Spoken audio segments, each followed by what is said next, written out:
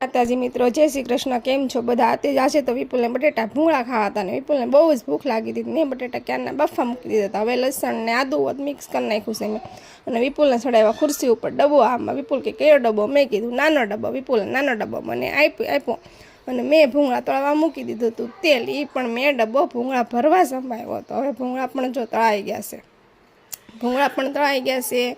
અને એ ભૂંગળા હું હવે ડબ્બામાં ભરવાની છું કે વરસાદના લીધે ભૂંગળા હવાઈ જાય છે. એટલે જો ડબ્બામાં ભૂંગળા પણ નાખી દઉં છું.